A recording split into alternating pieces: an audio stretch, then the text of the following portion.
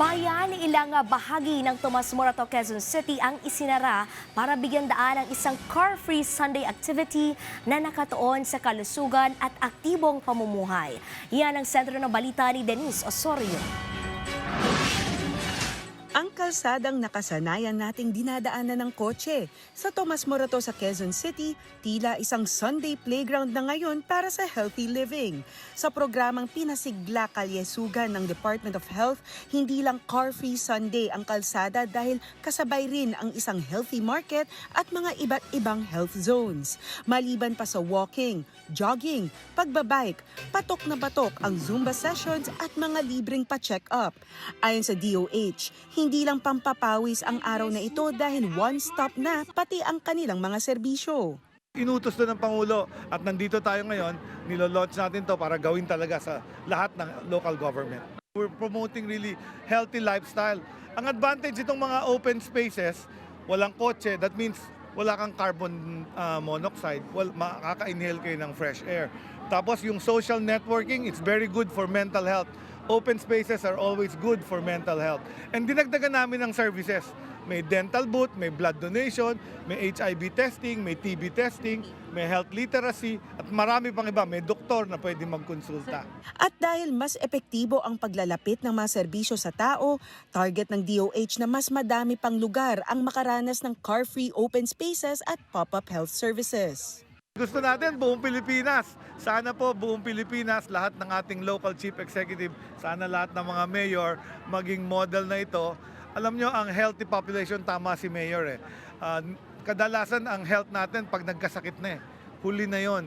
Gusto natin, ang pinopromote ko yon, health, wellness, health promotion. Keep yourself healthy, tamang pagkain, ehersisyo, disiplina. Sa HIV testing area, may mga college students na naglakas loob pumila kahit na aminado silang minsan ay may hiya pa rin dahil sa mga maling paniniwala at stereotypes.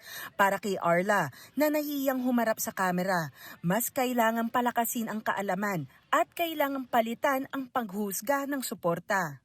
Mag-spread ng awareness din po and sa mga tao po parang i-take po nila, unawain po nila, lalo po yung mga mahirap din po kung meron ka pong infection na gano'n, tapos parang i-discriminate ka.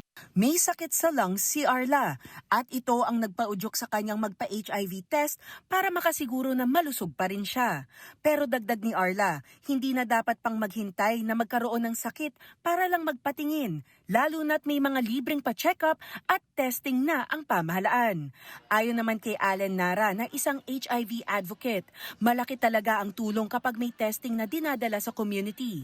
Aniya, kahit libre ang HIV testing, hindi pa rin ito madaling mapuntahan ng lahat. In the modern world na, HIV is actually so rampant. So, taking the initiative to get an HIV test is actually good kasi malalaman mo kung reactive or non-reactive ka ba talaga. So you can be safe to your next intercourse. Binigyang diin din ni Allen na isang masusing paraan para sa prevention ay ang awareness at hindi ito ituring na biru-biru lamang. Kailangan nating maging aware more kung ano ba talaga ang gamit ng safe sex, ang safe contraceptives and all para magkaroon ng initiative ang lahat ng Pilipino na magpa-HIV test and promote safe sex po. At hindi lang HIV testing ang pinilahan. Sa free dental checkup, may mga nag-grab ng opportunity ngayong araw dahil tulad ni Joanna, madalas na iuurong ang dental health dahil sa presyo. Sa amin po kasi, bihira lang pong may ganito, tapos mahal po yung mga presyo po pag nagpa-cleaning, ganyan. Yung ipon ko, hindi siya nababawasan kasi may mga libre po katulad nito. So, ayun po, malaking help po siya. Siguro mga nasa half po ng allowance ko. Halos 2,000 piso rin ang nasave ni Joanna dahil sa libreng dental check-up sa Pinasigla Kalyesugan ngayong araw. At hihigit pa dahil iikutin niya ang buong caravan kung saan mayroong ding tuberculosis screening, cancer screening, dental check-up, blood pressure screening at marami pang iba. Target ng DOH na mas dumarami pa ang mga car-free open spaces sa buong bansa, hindi lang sa Quezon City, para sa mas mabuting kalusugan ng bawat Pilipino. Denise Osorio, para sa Pambansang TV, sa Bagong Pilipinas.